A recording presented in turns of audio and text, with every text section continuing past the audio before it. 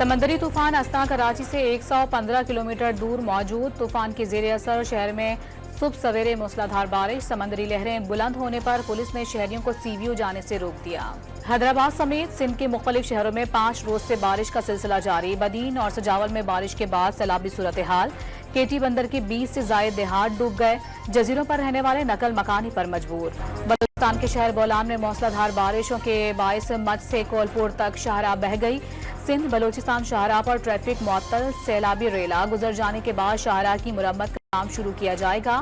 NHA کا اعلان۔ تحریک انصاف سے قربتیں بڑھانے والے مولانا فضل الرحمان کو منانے کی کوششیں، صدر آصف علی زرداری کے بعد وزیر اعظم شہباز شریف بھی وفاقی وزراء کے ہمراہ سابق اتحادی سے ملنے ان کے گھر پہنچ گئے، ملک کی مجموعی سیاسی صورتحال پر تبادلہ خیال۔ مسلم لیگ نون کے صدر نواز شریف نے ہنگامی اجلاس آج طلب کر لیا، ملکی سیاسی و معاشی صورتحال پر پارٹی رہنماؤں سے بات چیت ہوگی۔ خلیل الرحمان ہنی ٹریپ کیس میں ملزمہ آمنہ عروج کی حراستی تشدد کے شکایت، پولیس افسران کے خلاف کارروائی کا حکم،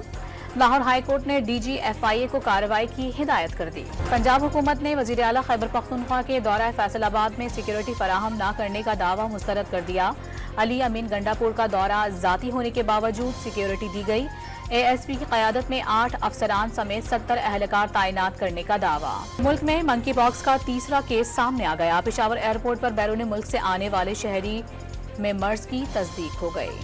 بارش سے متاثرہ دوسرے ٹیسٹ کے دوسرے دن بنگلہ دیش کی دعوت پر پاکستان کی بیٹنگ جاری، اوپنر عبداللہ شفیق بغیر کوئی رن بنائے پویلین لوٹ گئے۔ غزہ میں اسرائیلی فوج کے سفاکانہ حملے جاری، رات گئے جبالیہ اور خان یونس میں بمباری سے مزید 12 فلسطینی شہید ہو گئے، مقبوضہ مغربی کنارے میں بھی قابض فوج کی وحشیانہ کارروائیاں، تلکرین، جنین سمیت مختلف علاقوں میں صہیونی ٹینکوں سے گولے برسائے گئے۔ اور برازیل نے ایلون مسک کے social media platform X پر پابندی لگا دی، فیک نیوز پھیلانے پر ملک بھر میں ایکس کی سروسز مکمل طور پر بند کی جائے،